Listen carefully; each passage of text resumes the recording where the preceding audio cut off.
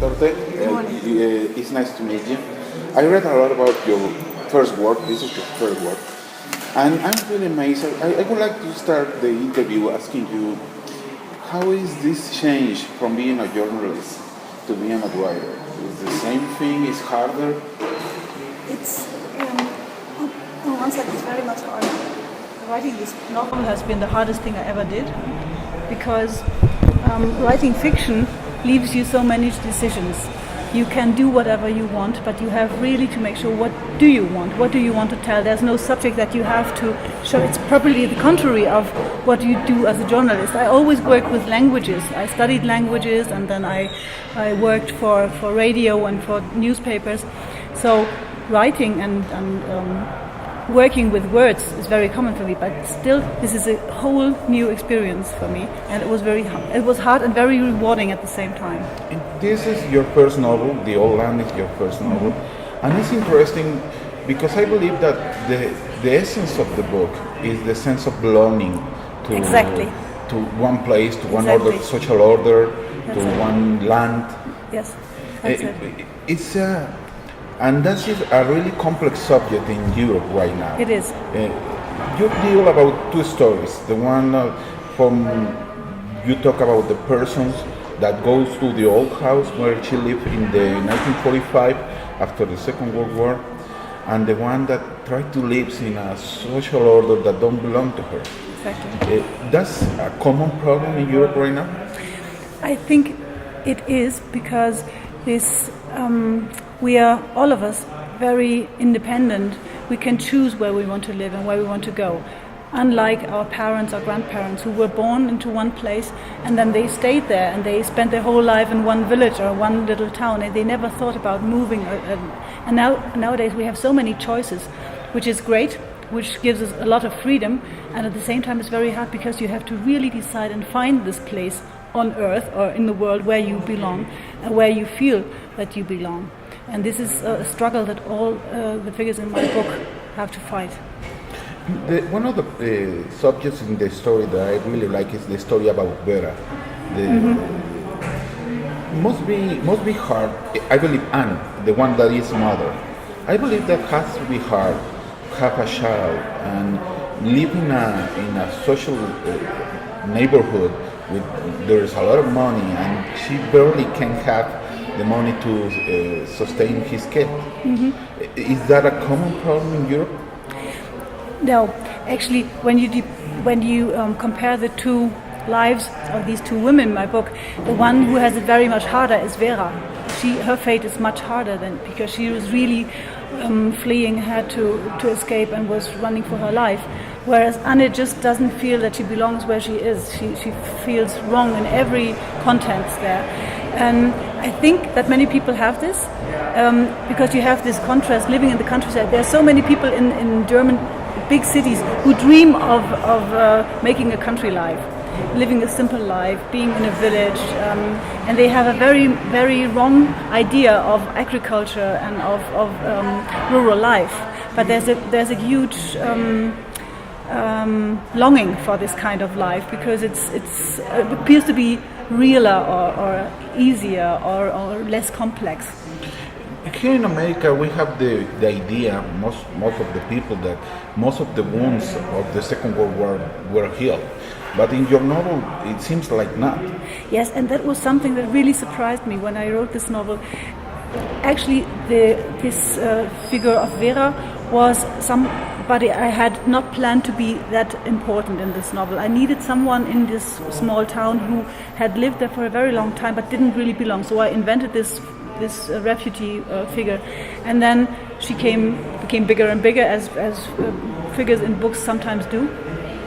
And then when I wrote this, I thought, well, don't write so much about this refugee thing, because it's so long ago, and somebody has always. I thought all its stories had been told, and then I was so surprised to find that this was not the case at all.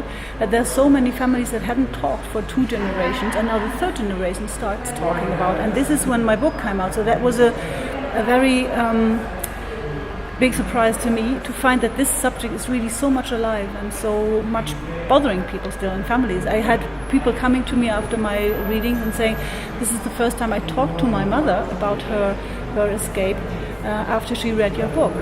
And that's something I really didn't expect.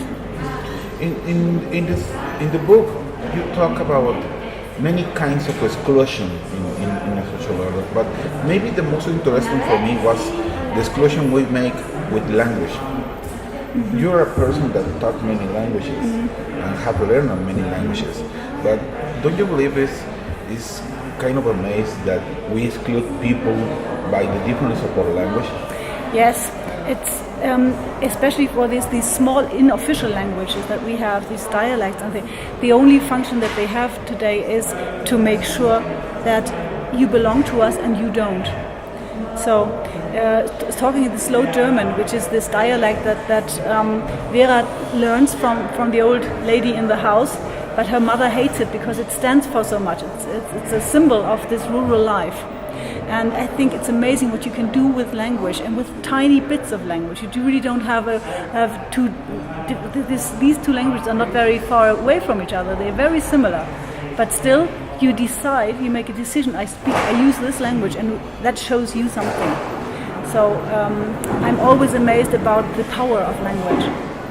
It seems also in the story that there is two Germanys, the one of the city and the one out of the city. They seem that they don't recognize each other. They are like two different worlds. They are, in a way, in a certain way, the differences are not so big anymore, because when you live in the countryside, you eat the same food, you watch the same program on TV. There's not so much of a difference, and still the difference is very, very much there. And I think, because I grew up in a small village, so I'm a real country girl, if you want. And what always annoyed me was that people came from the cities, lived in the countryside, and then started writing books about the countryside. And I thought, you haven't understood country life. You don't know what you're talking about.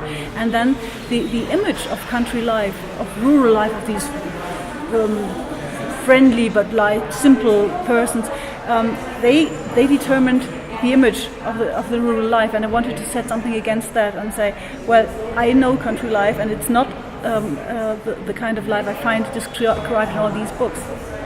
One of at the end, I have the feeling that you tell us that it's kind of hard to find a Germany first and then a Europe integrated. There is no such integration, and it's hard to find it.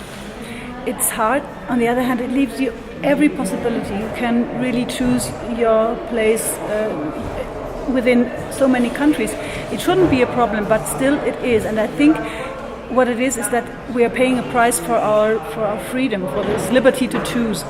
And what we lose is this home that we are born into and that cannot be negotiated. So I think we get we are a lot freer and more independent in our decisions, but at the same time we are a little bit lost. What things, as a journalist and as a writer, that in this book, you think that really has changed and being buried in Germany since 1945, and what things remain the same in Germany? Sorry, I didn't. Yes, from 1945, Germany has changed. Yes. We believe that has changed. Oh, very much. Although you say in the book that there is some things that still remain the same. What things still remain the same, and what things really has changed? I think I think almost everything has changed, but this experience of war. I mean, we were responsible for the war. We started it. So many of the sufferings, the German people who suffered, the ones like Vera Eckhoff, who had to leave her home, and there were millions of them. You never really talked about it because you couldn't really say, well, you were the ones who started the war. You shouldn't complain now. But now, after 70 years. You can see that nobody in these families has really talked about it. It was like a taboo. Nobody said anything about that. And it appears to be a subject that's not finished yet. And I think that's nothing that's particular about this German history, but it's in family history generally, that it takes generations and generations and generations to really finish a subject like that. This book was a huge success in Germany. Yes, it's very surprising. Yeah, really. Are you working on a second novel, or are you working on a second novel, or you're going back to journalism? I'm working at actually I should be finished by now. I should be at home at my desk, not in Mexico City now. I should really be writing because I have to get it finished by the end of this year, and it will be published in 2018. Okay. So well, it was a pleasure to talk to you, Dörte. Thank you very much. Thank you. Thanks.